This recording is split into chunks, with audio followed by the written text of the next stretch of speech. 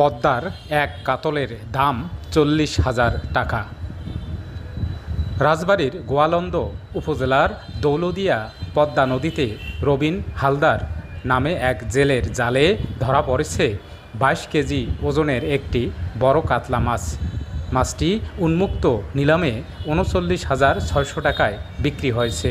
বৃহস্পতিবার ভোরে দৌলতদিয়া মাছ বাজারের রওশনের আড়তে মাছটি বিক্রির জন্য আসে।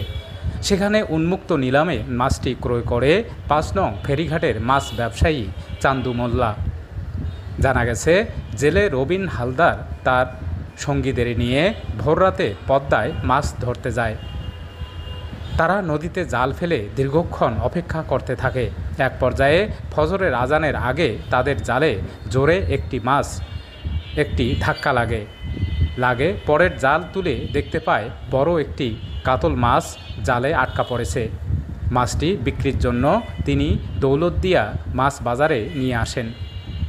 সেখানে রওশন মোল্লার বাড়ি আড়তে মাছটি নিলামের জন্য তোলা হয়। উন্মুক্ত নিলামে 1,800 টাকা কেজি দরে 39,600 টাকায় স্থানীয় মাছ ব্যবসায়ী চান্দু মোল্লা মাছটি কিনে নেন। চাঁদনী অ্যান্ড আরিফা মৎস্য আড়তের মালিক চান্দু মোল্লা বলেন, পদ্মার বড় কাতল মাছের অনেক চাহিদা রয়েছে। এসব মাছ কেটে ভাগ করে বিক্রি করা হয় অথবা প্রবাসী ভাইরা কিনে থাকে।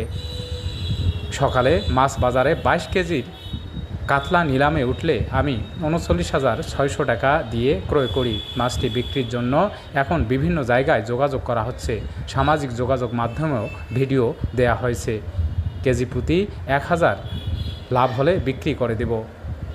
জেলা মৎস্য কর্মকর্তা মোহাম্মদ নাজমুল হুদা বলেন, পদ্মার পানি বর্তমানে ধীরে ধীরে বাড়তে থাকায় জেলেদের জালে বড় আকৃতির বোয়াল, কাতল, বাঘাইর, চিতল সহ নানা প্রজাতির মাছ আসছে।